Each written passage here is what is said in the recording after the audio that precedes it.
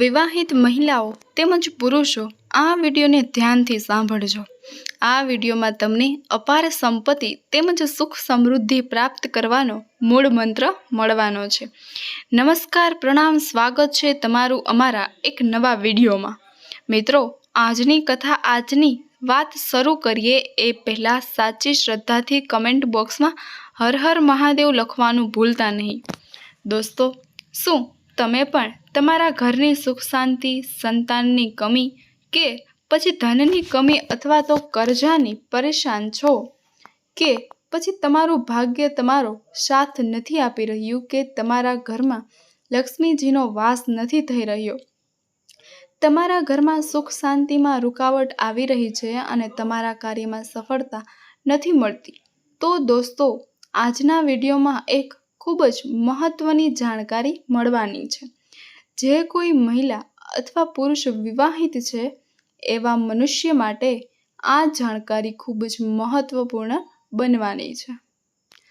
મિત્રો, જે મહિલાઓ પોતાના પતિથી નારાજ રહેતી હોય છે કે પછી પોતાના પતિ સાથે ન રહેતી હોય, તો આ વિડીયોને નજરઅંદાજ બિલકુલ ના કરતા। આ વિડીયોને તમે પણ અંત સુધી ધ્યાનથી સાંભળજો। દર્શક મિત્રો, એક ગામમાં એક ગરીબ શેઠ રહેતો હતો। હવે તમે એવું વિચારી રહ્યા હશો કે આ શેઠ હતો તો ગરીબ કેવી રીતે? આ બંને વિરોધાભાસી શબ્દો એક સાથે કેવી રીતે હોઈ શકે? તો મિત્રો, આ બધો ભાગ્યનો ખેલ છે। દોસ્તો, દરેક મનુષ્યના જીવનમાં સારો મોડો સમય આવે છે। આવી જ રીતે આ રણછોડદાસ શેઠ પણ એક જમાનામાં ખૂબ જ અમીર વ્યક્તિ હતા અને તેઓ ખૂબ દાન પુણ્ય કરતા હતા। જ્યારે એનો સમય પલટી ગયો ત્યારે ધીરે ધીરે તેઓ પોતાનું ધન ગુમાવતા ગયા અને આખરે આજે એવી હાલતમાં પહોંચી ગયા કે લોકો એને ગરીબ શેઠના નામથી જાણવા લાગ્યા। પરંતુ કહેવાય છે ને કે સારા કર્મોનું ફળ મોડું મળે છે, પરંતુ સારું જ મળે છે। આવું જ આ ગરીબ શેઠ સાથે પણ બનવાનું હતું। જે નગરમાં આ શેઠ રહેતા હતા ત્યાં એકવાર રાજાના લોકોએ એલાન કર્યું કે જેણે જેણે સારા કાર્યો કર્યા હોય તેઓ કાલે રાજ દરબારમાં આવી અને રાજા સામે પોતાના કાર્યો ગણાવીને રાજા પાસેથી પોતાના કાર્યો અનુસાર પુરસ્કાર લઈ જાય। આ એલાનને શેઠની પત્નીએ સાંભળ્યું એટલે શેઠની પત્ની ખૂબ રાજી થઈ, કેમ કે તે જાણતી હતી કે તેમના સારા સમયમાં શેઠજીએ ઘણા બધા પુણ્યના કાર્યો કર્યા છે। આ વાત શેઠાણીએ શેઠને જણાવી ત્યારે શેઠજી પણ ખુશ થયા અને કહેવા લાગ્યા, કદાચ એવું હોય તો આપણને તો ખૂબ મોટું ઇનામ મળવું જોઈએ, કેમ કે આપણા સારા કાર્યોનું લિસ્ટ તો ખૂબ જ મોટું છે। બીજા દિવસે શેઠ સવારે ઉઠીને બાજરાની 2 રોટલા બાંધીને રાજમહેલ તરફ ચાલવા લાગ્યો। શેઠના ઘરથી રાજાનો મહેલ ઘણો દૂર હતો। સફર લાંબો હતો। અડધા રસ્તે પહોંચ્યા બાદ શેઠ ઘણા થાકી ગયા હતા।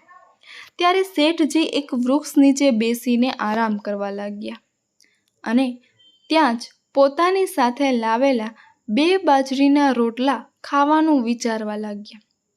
શેઠ હજુ આવું વિચારી રહ્યા હતા ત્યારે જ તેની સામે એક ગાય અને 2 વાછરું આવ્યા।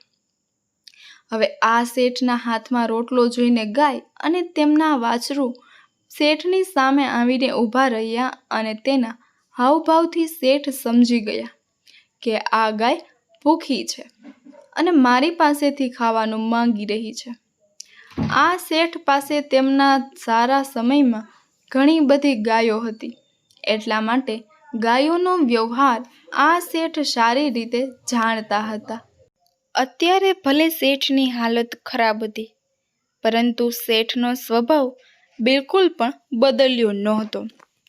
તેઓ પહેલાથી જ પરોપકારી હતા, એટલા માટે તેમને ગાય પર દયા આવી અને તેમણે સાથે લાવેલા રોટલા ગાયને ખવડાવી દીધા।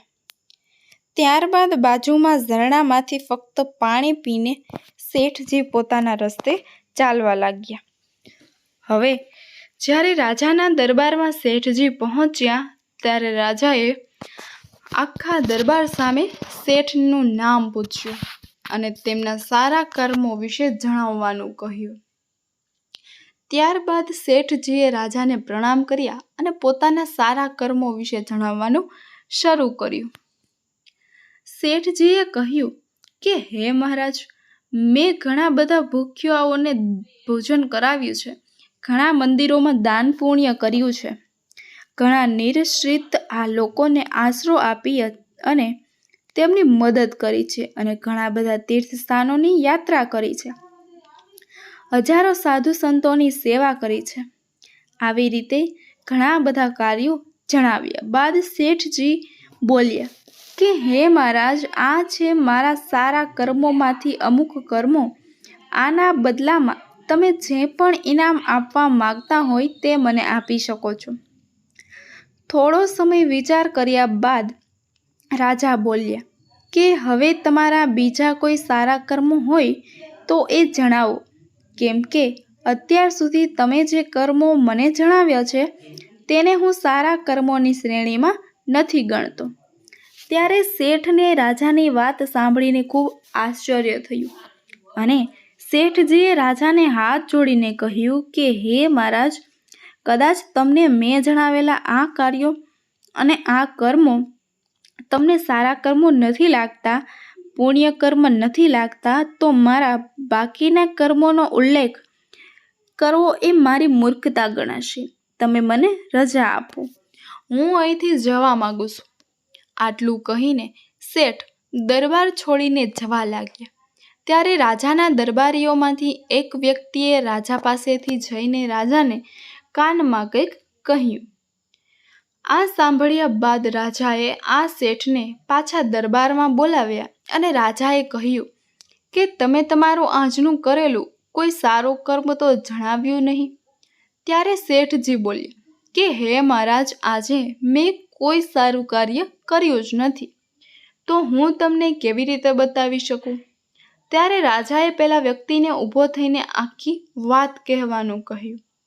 જે તેમણે રાજાને કાનમાં કહ્યું હતું, હવે આ વ્યક્તિ ઊભો થયો અને કહેવા લાગ્યો કે હે મહારાજ, જેવી રીતે મેં તમને જણાવ્યું હતું કે હું એ જ ગામમાં રહું છું જ્યાં આ શેઠ આરામ કરવા બેઠા હતા અને મેં જોયું હતું કે કેવી રીતે આ શેઠજીએ તેમનું ભોજન એક ગાયને ખવડાવી દીધું અને ખુદ ભૂખ્યા રહીને ફક્ત પાણી પીને અહીં આવ્યા છે. શેઠને ખબર પડી કે રાજા કયા વિષયની વાત કરી રહ્યા હતા. ત્યારે શેઠજીએ રાજાને કહ્યું કે હે મહારાજ, કોઈ જનાવરને ખાવાનું ખવડાવવું એ ક્યાં પુણ્યનું કામ છે, અને આ વાતને તો હું ક્યારની ભૂલી ગયો હતો. ત્યારે રાજાએ શેઠને કહ્યું કે મારા મહાન ગુરુજીએ જણાવ્યા અનુસાર હું પણ એવા કર્મોને પુણ્ય કર્મ માનું છું જેને કરતા સમયે નિસ્વાર્થ ભાવથી કરવામાં આવે છે અને એવા જીવો માટે હોય જેની એને સૌથી વધારે જરૂરિયાત હોય અને આવા કર્મોને કર્યા બાદ તેને ભૂલી જાય, એને જ સૌથી વધારે મોટું પુણ્ય કર્મ કહેવાય છે. અને આ જ કારણ છે કે તમે આજ સુધી કરેલા તમારા સારા તમામ કર્મોમાં આ કર્મ સૌથી ઉત્તમ અને સર્વશ્રેષ્ઠ કર્મ છે અને આ કર્મના લીધે જ તમે ઇનામના હકદાર છો. ત્યારબાદ રાજાએ આ શેઠજીને પોતાના સૌથી વિશ્વસનીય પ્રધાનનું પદ આપ્યું. શેઠજીને હવે આ રાજાના દરબારમાં બેસવાનો અવસર પ્રાપ્ત થયો હતો. શેઠજી ખૂબ રાજી થયા. ત્યારબાદ શેઠજીએ ઘરે જઈને તેમની પત્નીને જણાવ્યું કે ભાગ્યવાન, આજે મને રાજા સાહેબે ખૂબ મોટું ઇનામ આપ્યું છે. તેમણે મને તેના દરબારમાં તેના સૌથી વિશ્વસનીય પ્રધાનનું પદ આપ્યું છે. આ સાંભળીને શેઠની પત્ની ખુશ થઈ અને કહેવા લાગી, હે ભગવાન, તમારો ખૂબ ખૂબ આભાર. આજે તમે મારી પ્રાર્થના સ્વીકાર કરી અને હવે શેઠજી રાજાના એક વિશ્વસનીય પ્રધાન તરીકે રાજા સાથે રહેવા લાગ્યા. રાજા આ શેઠજી પર સૌથી વધારે વિશ્વાસ કરતા હતા, કેમ કે એમને ખબર હતી કે આ શેઠજી ખૂબ ઈમાનદાર વ્યક્તિ છે. તેઓ ક્યારે તેમની સાથે બેઈમાની નહીં કરે. દરબારમાં જ્યારે પણ કોઈ મુખ્ય કાર્ય હોય, એ કાર્યની જવાબદારી રાજા સાહેબે આ શેઠને જ સોંપતા અને રાજા સાહેબના આવા કાર્યોને શેઠજી ખૂબ ઈમાનદારીથી પોતાની દેખરેખમાં જ કરાવતા હતા. એક દિવસ રાજા પોતાના મહેલમાં બેઠા હતા અને ત્યાં તેમની બાજુમાં આ શેઠ પણ તેમની સાથે બેઠા હતા. ત્યારે એક સિપાહી આવ્યો અને રાજાને કહેવા લાગ્યો કે મહારાજ, તમને મળવા કોઈ સાધુ આવ્યા છે. ત્યારે રાજાએ આદેશ આપ્યો કે તેને સન્માનપૂર્વક મહેલની અંદર લાવો. ત્યારબાદ આ સિપાઈ સાધુ મહાત્માને સન્માનપૂર્વક મહેલની અંદર લાવ્યો. ત્યારબાદ રાજાએ ખૂબ જ સન્માનપૂર્વક સાધુને ભોજન કરાવ્યું. રાજાની આવી સેવા જોઈને સાધુ મહાત્મા ખૂબ જ પ્રસન્ન થયા. ત્યારબાદ મહાત્માજી રાજાને કહેવા લાગ્યા કે હે રાજન, હું તમારો સેવા ભાવને જોઈને ખૂબ જ પ્રસન્ન થયો છું. એટલા માટે હું તમને એક શીખ આપવા માગું છું, જેને તમારા જીવનમાં જરૂર ઉતારજો. ત્યારે આ મહાત્મા સાધુએ કહ્યું કે હે રાજન, જીવનમાં દરેક પુરુષે આ વાત યાદ રાખવી જોઈએ કે પુરુષે હંમેશા પોતાની પત્ની સાથે ખૂબ સારા સંબંધ રાખવા જોઈએ અને કદાચ પતિ પત્ની વચ્ચે ક્યારેક કોઈ અણબનાવ બને, નાનો મોટો લડાઈ ઝઘડો થાય તો એને થોડા સમયમાં સમજદારીપૂર્વક સુલઝાવવું જોઈએ. કેમ કે પતિ પત્નીના કલેશના કારણે ઘરમાં ગરીબી અને દરિદ્રતા વાસ કરવા લાગે છે. એટલા માટે પતિ અને પત્ની વચ્ચે સ્નેહ હોવો એ ખૂબ જ આવશ્યક છે. દરેક પુરુષે આ વાત યાદ રાખવી જોઈએ કે ક્યારે પણ પોતાની પત્નીથી ગુસ્સે થઈને તેનાથી દૂર ન રહેવું જોઈએ. કેમ કે આવું કરવાથી પત્નીના મગજમાં એવા વિચારો આવવા લાગે છે કે જેના આધારે હું આ નવા ઘરમાં આવી છું એ જ મારા પર ગુસ્સો કરે છે અને આવા વિચારોથી તેને ખૂબ જ દુઃખ થાય છે અને પત્નીને ઘરની લક્ષ્મી માનવામાં આવે છે અને કદાચ આપણે લક્ષ્મીજીને દુઃખ પહોંચાડીશું તો ઘરમાં ધન ધાન્યની કમી આવવાની શરૂ થઈ જશે.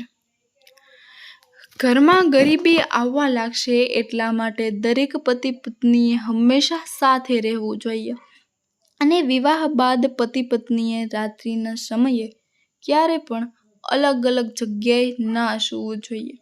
આવું કરવાથી પતિ પત્ની વચ્ચેના સંબંધમાં નકારાત્મકતા આવી શકે છે.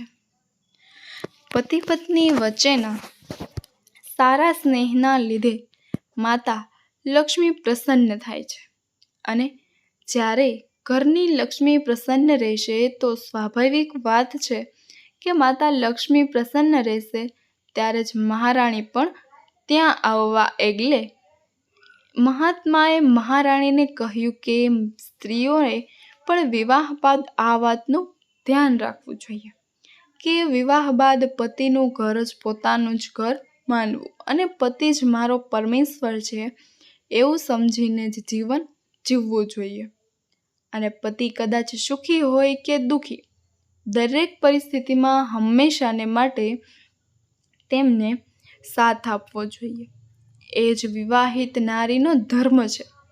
પતિ પત્ની બંનેએ હંમેશા એકબીજાનું રક્ષણ કરવું જોઈએ. આટલું કહીને સાધુ મહાત્મા રાજાના રાજમહેલમાંથી ચાલ્યા ગયા.